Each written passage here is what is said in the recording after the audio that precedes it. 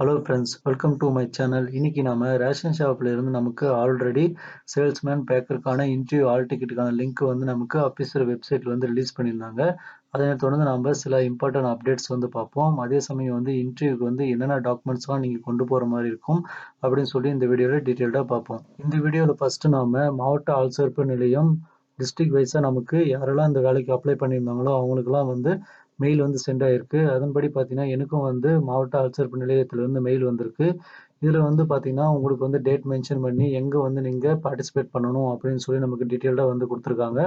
அதே சமயம் வந்து நீங்க ஹால் டிக்கெட் டவுன்லோட் பண்றதுக்கான லிங்க்கும் வந்து அந்த மெயில்லயே வந்து அவங்க குடுத்துருக்காங்க. உங்களுடைய அப்ளிகேஷன் நம்பர், அதுக்கப்புறம் நீங்க கலந்துக்க வேண்டிய இடம், இன்டர்வியூ போர்ட் நம்பர், அதுக்கப்புறம் வந்து இன்டர்வியூ டேட்டு, டைம் எல்லாமே வந்து குடுத்துருக்காங்க. எனக்கு வந்து என்னைக்கு குடுத்துருக்காங்கன்னா, நவம்பர் 25, 2024 அன்னைக்கு நான் இன்டர்வியூல வந்து கலந்துக்கணும்னு சொல்லியிருக்காங்க. மதியம் வந்து 12:30க்கு வந்து நான் பார்ட்டிசிபேட் பண்ற மாரி இருக்கு.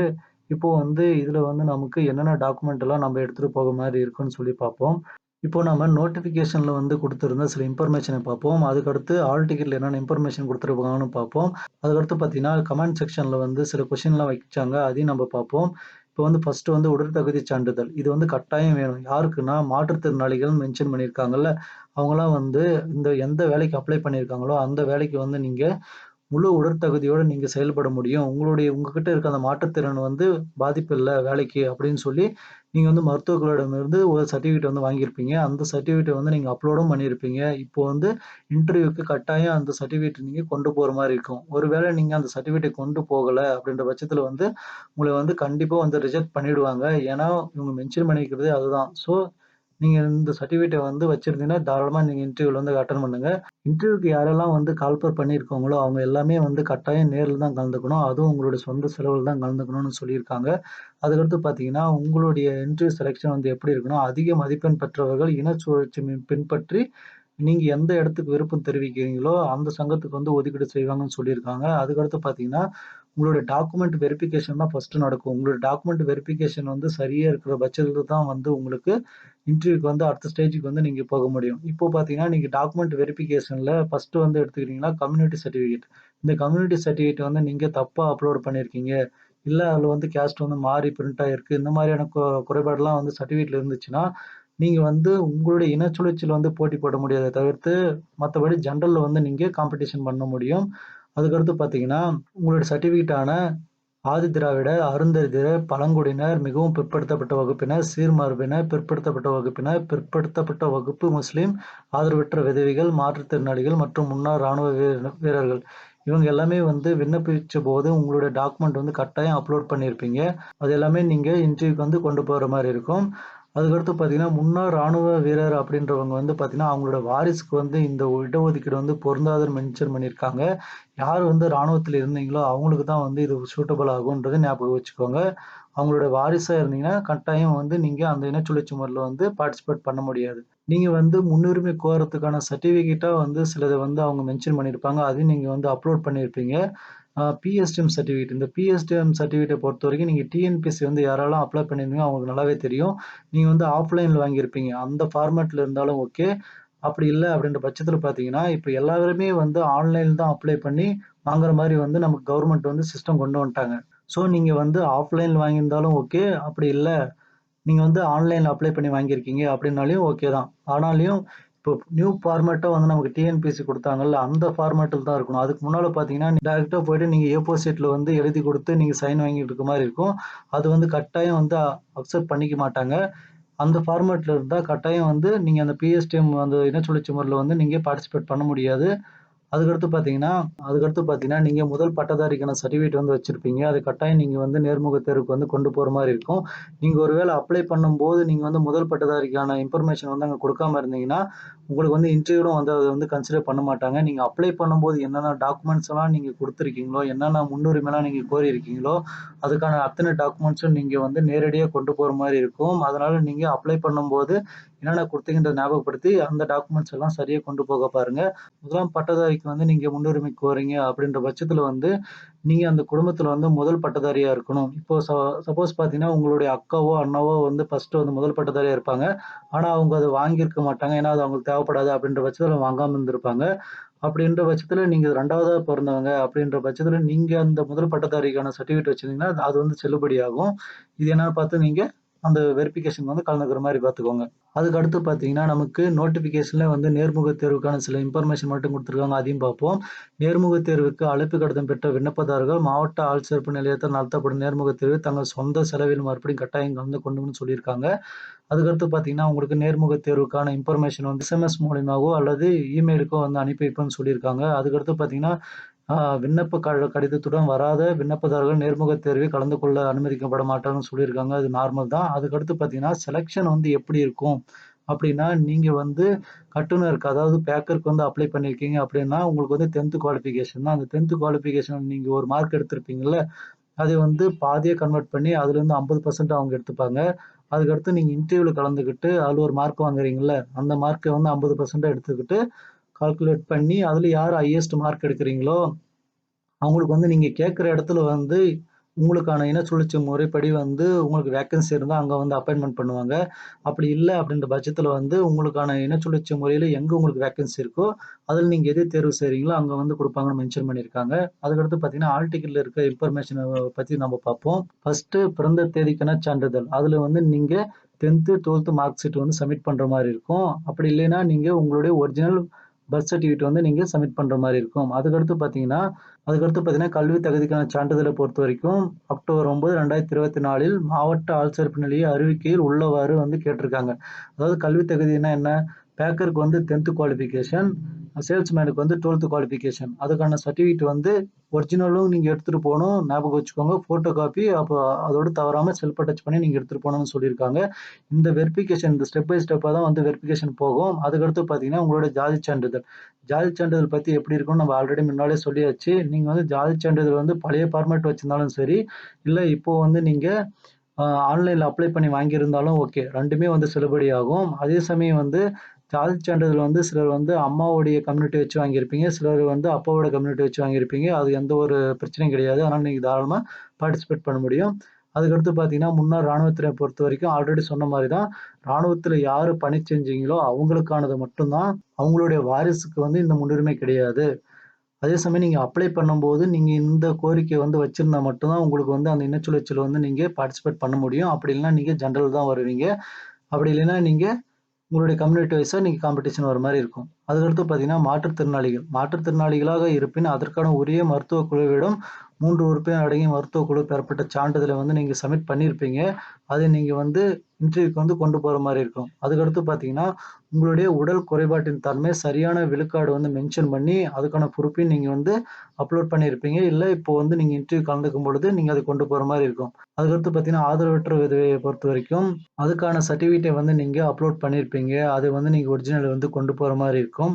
அந்த சர்டிஃபிகேட் வந்து எந்த ஃபார்மேட்ல இருக்குன்னா, வருவாய் கோட்டாட்சியர், உதவி ஆட்சியர், சார் ஆட்சியரிடமிருந்து நிர்ணயிக்கப்பட்ட படிவத்தில் சான்றிதழை பெற வேண்டும். விவாகரத்து பெற்றவர் ஆதரவற்ற விதவையாக கருதப்பட மாட்டார்ன்னு நமக்கு தெளிவா சொல்லியிருக்காங்க. நீங்க வந்து டிவோர்ஸ் வுமனா இருந்தா கட்டாயம் வந்து இந்த உரிமைய வந்து நீங்க கோர முடியாது. ஒன்லி கணவனால் கைவிடப்பட்ட பெண்கள், அப்புறம் கணவனை இழந்த பெண்கள் மட்டும் தான் இந்த ஆதரவற்ற விதவையில வந்து பார்ட்டிசிபேட் பண்ண முடியும். அதுக்கடுத்து பார்த்தீங்கன்னா, விண்ணப்பத்தில் உள்ளது போன்ற 2 கடவுச்சீட்டு அளவு பாஸ்போர்ட் சைஸ் ஃபோட்டோ வந்து கேட்குறாங்க. நீங்க அப்ளை பண்ணும்போது என்ன ஃபோட்டோ குடுத்திருந்தீங்களோ, அந்த ஃபோட்டோ இருந்தா ஓகே. அப்படி இல்ல அப்படின்ற பட்சத்தில வந்து நீங்க கிளியரா இருக்க இப்போ பாஸ்போர்ட் சைஸ்ல எடுத்த ஃபோட்டோவ நீங்க கொண்டு போலாம். அடுத்து பார்த்தீங்கன்னா, நீங்க ஆல்ரெடி ஒர்க்ல இருக்கீங்க அப்படின்னா, என்ஓசி சர்டிஃபிகேட் வந்து கட்டாயம் வேணும். அந்த என்ஓசி சர்டிஃபிகேட்ல வந்து துறை தலைவரின் முத்திரையுடன் கூடிய கையொப்பம் மற்றும் அலுவலக முத்திரை வந்து இருக்கணும்னு சொல்றாங்க. அப்பதான் வந்து அது செல்லுபடியாகும். அதுக்கடுத்து பார்த்தீங்கன்னா, 9வது கண்டிஷன பொறுத்தவரைக்கும், நிர்ணயிக்கப்பட்ட கல்வி தகுதிக்கான தமிழ் வழியில் பயின்றதுக்கான பிஎஸ்டிஎம் சர்டிஃபிகேட். இந்த பிஎஸ்டிஎம் சர்டிஃபிகேட் வந்து நமக்கு ஆல்ரெடி சொன்ன அந்த டிஎன்பிஎஸ்சி ஃபார்மேட்ல தான் இருக்கும். நீங்க வந்து அந்த ஃபார்மேட்லும் வாங்கியிருக்கலாம்.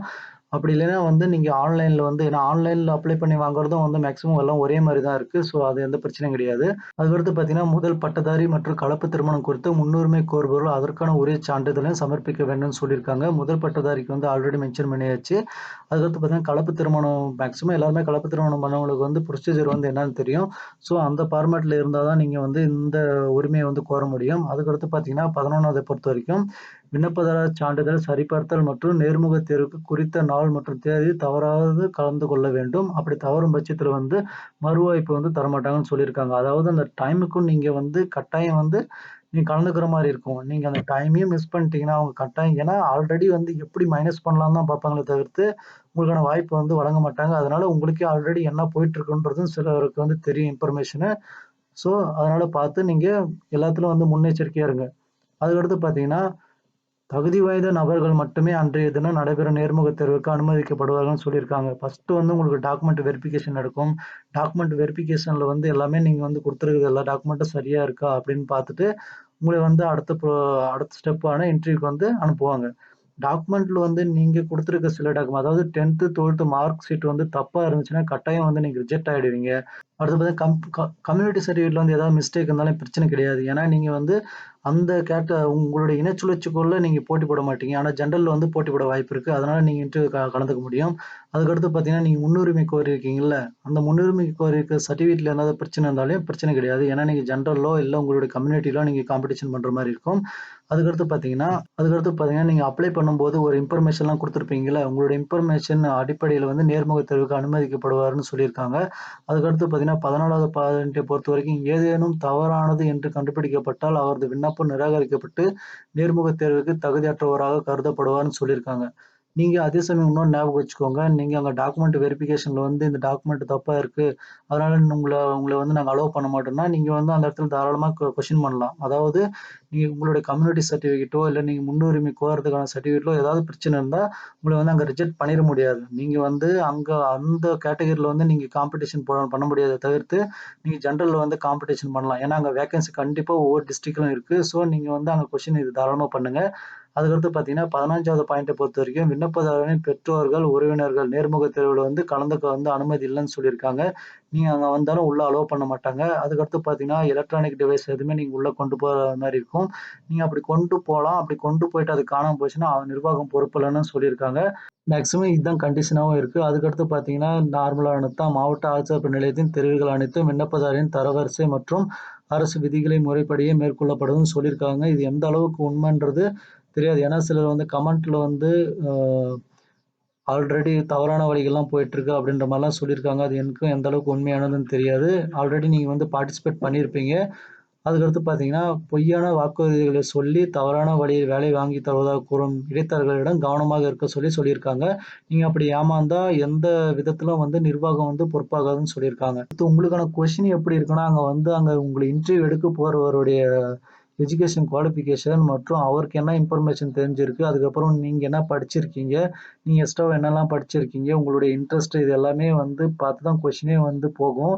ஃபர்ஸ்ட்டு எடுத்தோனே எல்லாருக்குமே வந்து செல்ஃப் இன்ட்ரோடக்ஷன் தான் குடுக்குற மாரி இருக்கும். அது வந்து நார்மலா நீங்க ஒரு கொஞ்சம் ஸ்டார்ட் பண்ணதுமே வந்து அவங்க அடுத்த ஸ்டெப்புக்கு போயிடுவாங்க. ஏன்னா நெறைய பேர் எல்லாம் இன்டர்வியூ போய் எடுக்கணும் அப்படின்றதுக்காக, உங்கள மேக்ஸிமம் வந்து நீங்க செல்ஃப் இன்ட்ரோடக்ஷன் வந்து ஃபுல்லா குடுக்குற மாரி இருக்காது. உங்க நேமு, உங்களுடைய ஊரு, அப்பா பேரு இந்த மாரி தான் ஸ்டார்ட் ஆகி, அதுக்குள்ளவே இன்ட்ரோ முடியிற மாரி இருக்கும். அதுக்கடுத்து பார்த்தீங்கன்னா, உங்களுடைய எஜுகேஷன் குவாலிஃபிகேஷன்லேருந்து அவங்க கொஸ்டின் மேக்ஸிமம் கேட்பாங்க. இப்ப நீங்க வந்து நான் வந்து இப்போ வந்து மேத்ஸ் படிச்சிருக்கேன் அப்படின்னா, எனக்கு வந்து அதுலருந்து சம்மந்தப்பட்ட அவங்களுக்கு என்ன பேசிக்கா தெரிஞ்சிருக்கோ, அதில தான் கொஸ்டினே இருக்கும். அதுக்கடுத்து பார்த்தீங்கன்னா, ரேஷன் ஷாப்பு அந்த வேலைக்கு அப்ளை பண்றோம் அப்படின்றதுனால பார்த்தீங்கன்னா, அதுலருந்து சில கொஸ்டின் வர வாய்ப்பு இருக்கு. இப்போ வந்து அமைச்சர்கள் இருக்காங்கல்ல, இப்ப அமைச்சர்கள் பத்திய கொஸ்டினும் வந்து இருக்க வாய்ப்பு இருக்கு. இப்ப நாங்க அமைச்சர்கள்னு எடுத்தீங்கன்னா, தமிழ்நாட்ட பொறுத்தவரைக்கும் 34 அமைச்சர்கள் இருக்காங்க. அதுல வந்து சில அமைச்சர்கள் பேர் நீங்க கட்டாயம் தெரிஞ்சிருக்கணும். இப்ப ஏன்னா இந்த ரேஷன் ஷாப்ன்றது உணவுத்துறை சம்மந்தப்பட்டது. ஸோ, அது ரிலேட்டடான அமைச்சர்கள் யார் யாருன்னு தெரிஞ்சு வச்சுக்கோங்க. அதுக்கடுத்து பார்த்தீங்கன்னா, அஃபிஷியல் வெப்சைட்டும் இருக்கு. நீங்க அதிலும் போய் செக் பண்ணிக்கோங்க. அதுக்கான லிங்க்கையும் நான் வந்து டிஸ்கிரிப்ஷன்ல தரேன். அதுக்கடுத்து தமிழ்நாட்ட பத்தி பேசிக்கான இன்ஃபர்மேஷன் வந்து தெரிஞ்சுக்கோங்க. மக்கள் தொகை வந்து எங்க அதிகமா இருக்கு? மக்கள் தொகை வந்து எங்க கம்மியா இருக்கு? ஆம் அதிகமான படிச்சவங்க யாரு? எங்க அதிகமா குறைவா படிச்சிருக்காங்கன்னு சொல்லி 2011 மக்கள் தொகை கணக்கெடுப்பின்படி வந்து சில இன்ஃபர்மேஷன வந்து தெரிஞ்சு வச்சுக்கோங்க. ஏன்னா, அது எல்லாத்துக்குமே யூஸ்ஃபுல்லா இருக்கும். அதுக்கடுத்து பார்த்தீங்கன்னா, சில டிபார்ட்மெண்ட்ஸ் நேம்லாம் தெரிஞ்சு வச்சுக்கோங்க. இப்படி பேசிக்கான இன்ஃபர்மேஷன் தெரிஞ்சாவே போதும். ஓரளவுக்கு நீங்க அந்தந்த இன்டர்வியூல வந்து தாக்கு பிடிச்சுருவீங்க. கட்டாயம் வந்து இன்டர்வியூ வந்து ரொம்ப டஃப்பா தான் இருக்கும். ஈஸியாலாம் இருக்குன்றது வந்து என்னுடைய சஜஷன் வந்து இன்டர்வியூ வந்து டஃப்பா தான் இருக்கும். கொஸ்டின் வந்து நீங்க எதிர்பார்த்த மாரி கண்டிப்பா இருக்க வாய்ப்பு இருக்காது. அதனால வந்து நீங்க எந்த அளவுக்கு இதுக்கு ஹார்ட் ஒர்க் பண்றீங்களோ, அந்த அளவுக்கு அங்க வந்து இன்டர்வியூல வந்து நல்லா நீங்க பார்ட்டிசிபேட் பண்ண முடியும். Okay friends. யாருக்கெல்லாம் வந்து இன்டர்வியூ கால் லெட்டர் வந்திருக்கோ, அவங்க எல்லாருமே போய் பார்ட்டிசிபேட் பண்ணிக்கோங்க. குறித்த நேரத்துக்கு, குறித்த தேதியில போயிட்டு நீங்க கலந்துக்க பாருங்க. இன்டர்வியூல பார்ட்டிசிபேட் பண்ற எல்லாருக்குமே என்னுடைய வாழ்த்துக்கள். மறக்காம போய் எல்லாருமே அட்டெண்ட் பண்ணுங்க. Thank you.